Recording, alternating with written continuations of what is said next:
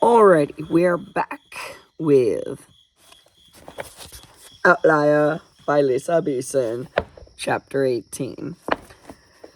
Disclaimer. I started filming this and I ended up stopping it because the character Jean-Baptiste Babineau is in this chapter. And I cannot for the life of me do his voice anywhere where I want it to be or where it sounds good. And he's one of my favorite. In my head, his voice is very clear, but I can't produce it. So I apologize. His voice is going to be different every sentence, probably. I haven't been able to figure out a voice for him that I can replicate. And I've been practicing now for the past half hour, and I'm getting nowhere with it. So we're just going to power through and unfortunately completely butcher his character's voice. It is what it is, I guess. So here we go.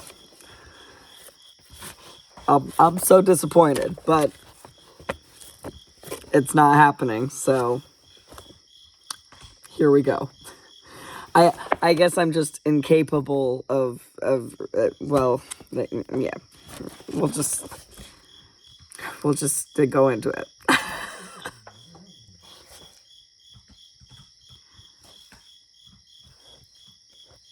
But the starting sentence here is not Jean-Baptiste Babineau, so that comes a little bit later. Chapter 18. What the hell have I gotten myself into?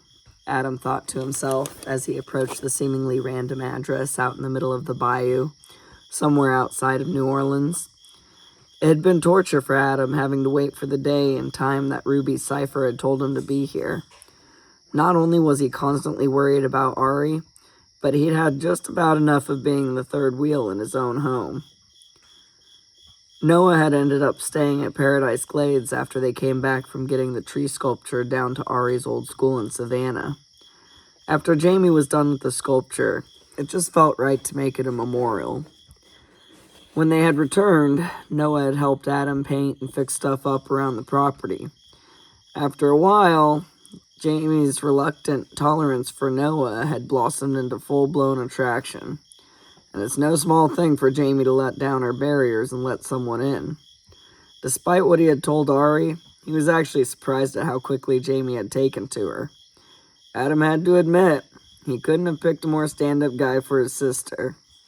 Noah's laid-back and down-to-earth temperament was a perfect complement to Jamie's crazy, but it didn't mean he wanted to be in the middle of it.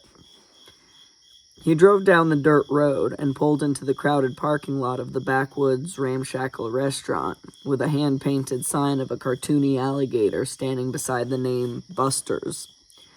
The place fit right into the swampy surroundings, with its rusty corrugated tin roof draped in Spanish moss and the kudzu vines growing up the walls. He took his .45 caliber out of the glove box before getting out of the car, discreetly bringing it behind himself and shoving it into his concealed carry holster in the waist of his pants. Ari had trusted these people, but it was a good practice to have some protection, just in case. For being out in the middle of nowhere, the place had a large lunch crowd.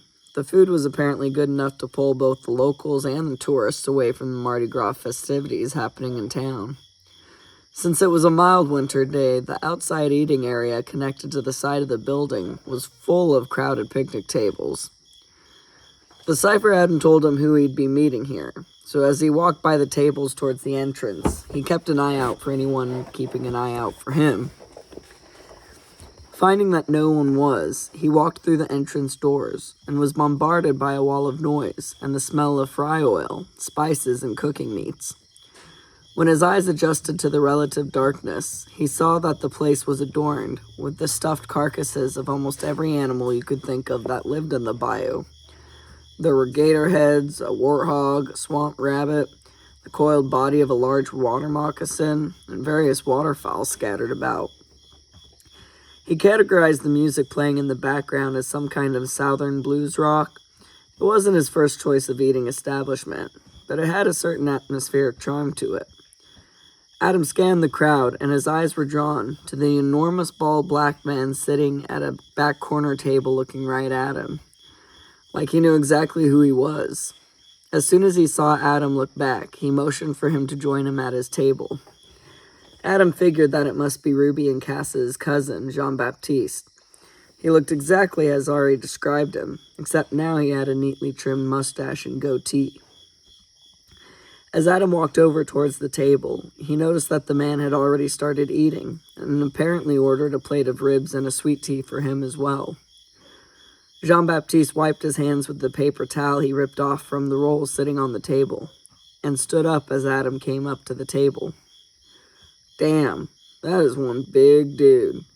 At 6'2", Adam would never be considered short, but Jean-Baptiste had a good 5 or 6 inches on him. "Nice to meet you, Sergeant Lennox. I'm Jean-Baptiste Babineau," he said with a slight Creole accent, holding his hand out for Adam to shake. How the hell does he know my name and rank? Adam took his hand and said, "Likewise, but no need for the sergeant. Just Adam is fine." Jean-Baptiste nodded once as if to say, "If that's what you want." They both sat down, and Adam's mind was buzzing with questions. Before he could ask anything, Jean-Baptiste preempted him by saying, "I apologize for starting without you, but I figured the sooner we ate, the sooner we could get down to business. And you can't come to New Orleans without tasting some grilled citrus gator ribs from Buster's." Adam looked questioningly at the plate in front of him that he had mistaken as ordinary pork ribs. He'd never had gator before, at Buster's or otherwise. But according to Ari, the man knew his food, so he figured he might as well try it. He looked back up at Jean-Baptiste, who was grinning and motioning with his head for him to go ahead and try it. He picked up a rib and took a bite. The meat had a light, mild taste that reminded him of scallops, with the consistency of juicy white chicken meat. Normally he wouldn't be too impressed, but there was something in the tangy garlic sauce it was slathered with that transformed it into something absolutely delicious. He looked up at Jean-Baptiste in surprise at how good it was, and the big man broke out a deep rumbling chuckle. "I told you, my friend. Now you're spoiled, so don't bother having gator anywhere else. Eat up and enjoy. We'll talk later." God, I hate the voice I'm using for him, but I can't. Ugh. Adam dug in, and when they were both done, he wiped off his hands and his mouth. He was about to start asking questions, but Jean-Baptiste held up his hand in protest. "Not here." Then a large, sweaty woman in a Buster's t-shirt came up to the table with a smile. "So, Jean-Baptiste, y'all enjoy the..." Gosh, my voices are so off right now.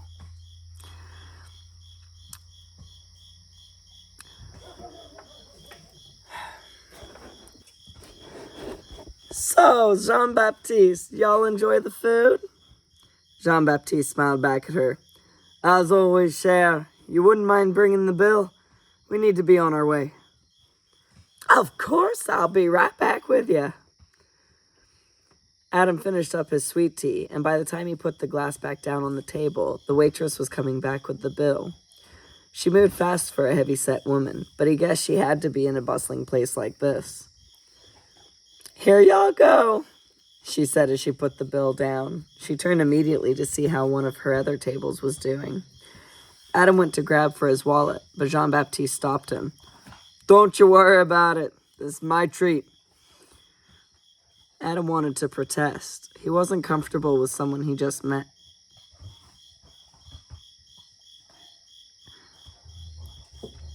paying for his meal, but Jean-Baptiste gave him a look that said, "Don't even bother.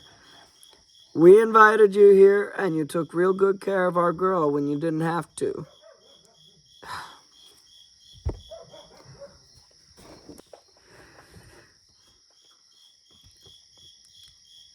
We invited you here, and you took real good care of our girl when you didn't have to. So this is my treat." Then he stood up with the bill and took out some cash. He walked over to the waitress and put his big hand gently on her back, handing her the money and whispering something into her ear. She took the money while nodding and smiling up at him. Then he looked back at Adam and motioned for him to follow. Adam got up and followed the big man through the crowded restaurant. Once they got outside, Jean-Baptiste turned back to Adam. "It would be best if you rode with me. Driving through New Orleans during Mardi Gras is not an easy feat." He held out his hand. "Here, let me have your key. My friend can bring your car up later." Adam was leery, but he still had his gun in case things got shady, and this seemed the only way he was going to be getting any answers. So he gave the key to his rental car to Jean-Baptiste, who turned and let out a sharp whistle through his teeth and tossed it to a local guy at one of the picnic tables. The guy caught it and nodded, then went back to the conversation he was having. "Beau will take good care of it," Jean-Baptiste assured him. He followed Jean-Baptiste to a big blue Dodge Ram pickup and got in the passenger side. As Jean-Baptiste pulled out of the parking lot and started driving down the dirt road, he glanced over at Adam's tense posture. "We want to apologize for all the cloak and dagger theatrics, but as you can understand, it's better to be safe than sorry. We only want what's best for our girl." "Really? Then why did Cass scare her away with that note? She was safe with me." Hold on. "Really? Then why did Cass scare her away with that note? She was safe with me," he said in an even tone. Adam had nothing against Jean-Baptiste, but the fact that Ari was out there on her own because of what Cass did pissed him the hell off. "I'll let my cousin account for her actions," Jean-Baptiste said tightly, keeping his eyes on the road ahead of him. "But you can trust me when I say that she had her reasons. You care for the girl, I understand that. But ever since I plucked that child's battered body from that canal, we have done nothing but what we thought was best for her. Whether you believe that or not, it's the God-honest truth." They were silent for the rest of the ride into town. Jean-Baptiste was able to bypass most of the traffic by using back roads and routes known only to locals, and they parked in a back parking lot behind Cass's shop. They got out of the truck, and Jean-Baptiste unlocked the back door, ushering Adam inside while looking around cautiously, which did nothing for Adam's nerves. Adam walked in and saw the tall, narrow back staircase with the stained glass window at the top, which bathed the stairs in jewel-toned shafts of light. It was exactly as Ari described it. Jean-Baptiste locked the door behind him and motioned for Adam to go up. Adam went up the stairs towards the red door with the plaque that said "Private," while Jean-Baptiste followed behind. He was about to knock when Jean-Baptiste said, "Go ahead in, she's waiting for you." Adam opened the door to the bright apartment to see Cass coming out of the kitchen holding an orange mug of what smelled like lemon tea. She was just as beautiful and elegant as Ari had described her, if not more so. She really did remind him of Queen Nefertiti, with her hair swept up in a colorful scarf, accentuating her high cheekbones and graceful long neck. She gave him a welcoming smile and walked over to shake his hand. "Sergeant Lennox, a pleasure to finally meet you. I believe you have some questions for me," she said in a lovely, rich voice. "He prefers Adam Scher," Jean-Baptiste said as he passed by. He walked into the kitchen, pulled out one of the lime green mod chairs from around the white round kitchen table, and sat down. Adam took her hand in his, then quickly let go, remembering that she could read his thoughts that way. "Don't worry, I'm not reading your thoughts, Adam," she said with a knowing smirk, which did nothing to alleviate his fears, since that was exactly what he'd been thinking. "Please, come sit," she said, holding out her arm towards the kitchen table. "Would you like some tea?" No. Thanks, though," he said, walking over to the chair with a view of the exits. "I'll take some, Cher." She nodded, then poured some hot tea into a mug for Jean-Baptiste and placed it in front of him as she sat down across from Adam, looking at him expectantly. Right.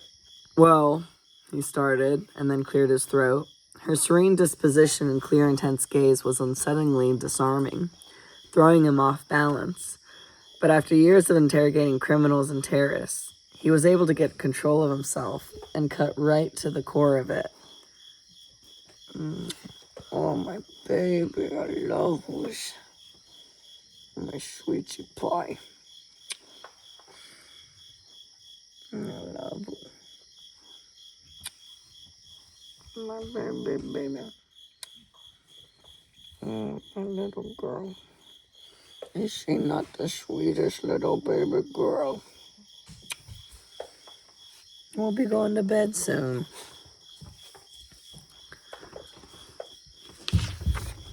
Hi, Mama. Hi, Mama. Yes, I love your cuckoo head. Yes, I love my little cuckoo head. Your little nutty buddy. Your little cuckoo buddy. I love you, Mama. My Mama. Oh, all right.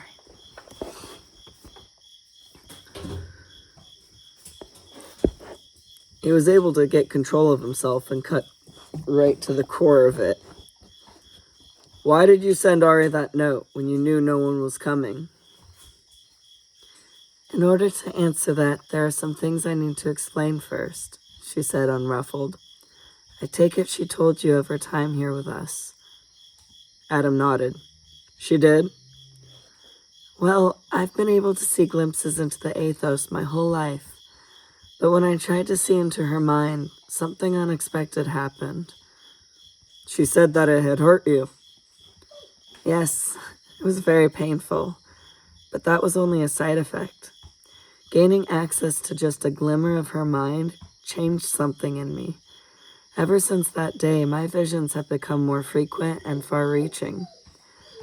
I've been bombarded with possible futures, some great, some devastating, and some that I'm still trying to understand.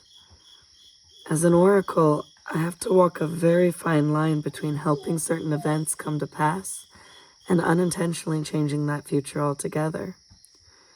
I've been doing what has to be done in order to help her reach her full potential.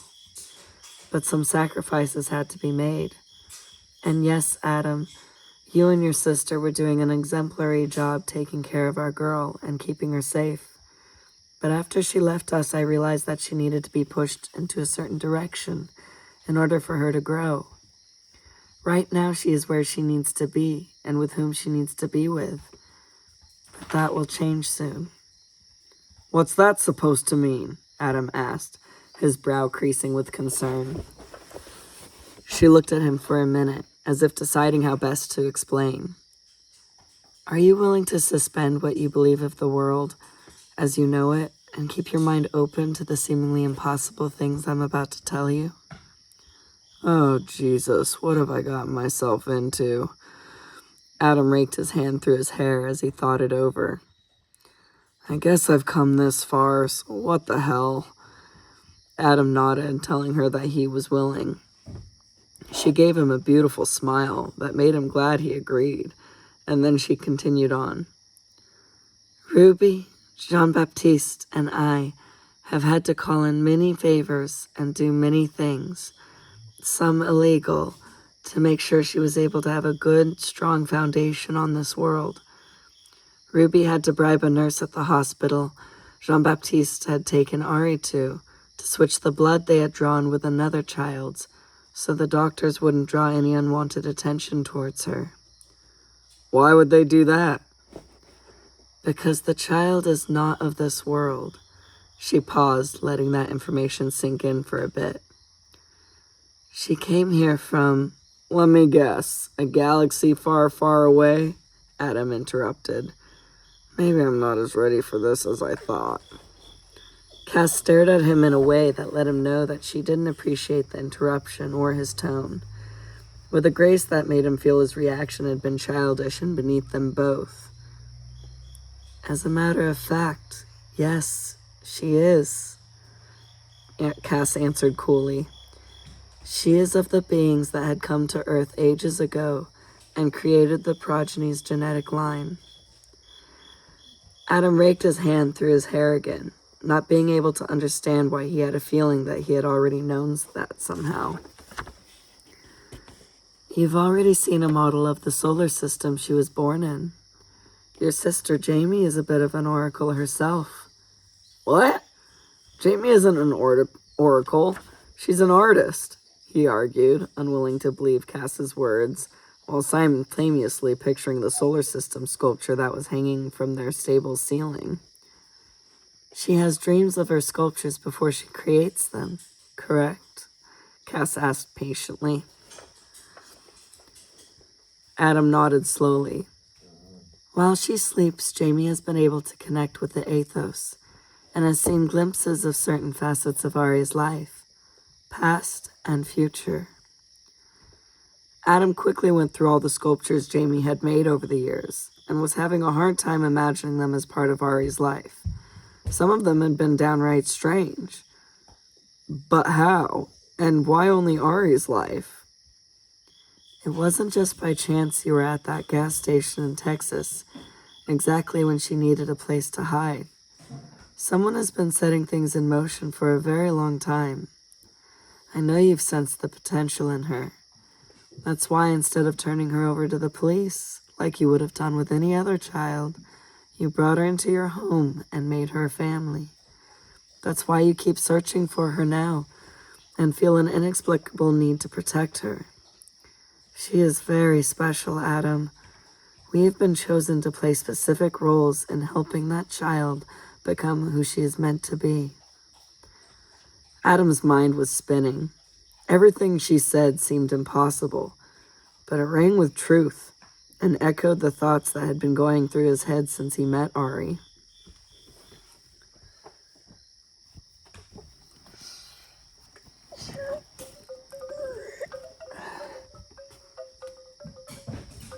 It's getting a little chilly. Finally. There we go.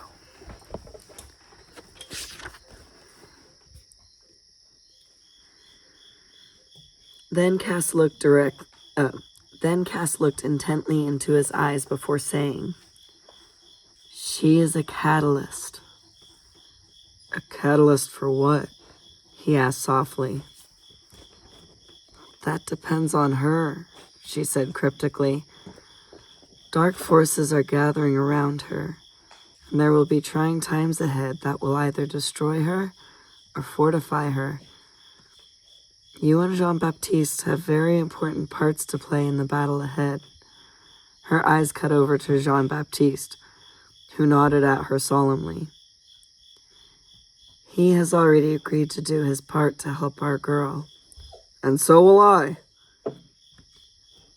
"What we're asking of you is not something to take lightly. It will be very dangerous, and if things don't go as we hope, you will not survive." Adam was surprised to see tears forming in her eyes. What the hell has she seen? Has she seen my death? "But nothing is written in stone. That's only a possible outcome," Cass continued. "The choice is yours, Adam. You can leave right now and go back to your sister and your life, and we'll think nothing less of you. You've done so much for our girl already." Adam's choice had been made the night he brought Ari home to Paradise Glades. He could see it now. Everything he'd done in his life and everything he'd been through was preparing him for this moment, this course of action. The thought of what his possible death would do to Jamie pierced him to the core. But she had dealt with him going off to war before, and she had Noah now to love and be there for her. He had made a vow to Ari, and he planned to keep it. Cass was right. He knew in every fiber of his being that Ari was special, and he'd do anything to protect her. If he died in the process, then so be it. But he wouldn't go down without putting a hell of a fight. He looked Cass resolutely in the eyes. "I will do my part." "Good," she said, giving him that beautiful smile again. Now we have a lot to plan and prepare for. And that was the end of chapter 18. Again, I apologize for Jean-Baptiste's voice. I could not, for the life of me, replicate what is in my head for him. And just an absolute butchering, I'm afraid. But otherwise, that was chapter 18. And I think I'm going to go into chapter 19 because I'd really like to continue, but I'm kind of... okay. Like I was saying, I'd like to move on to the next chapter, but kind of feeling weird, so this might be it. It might be time to go to bed.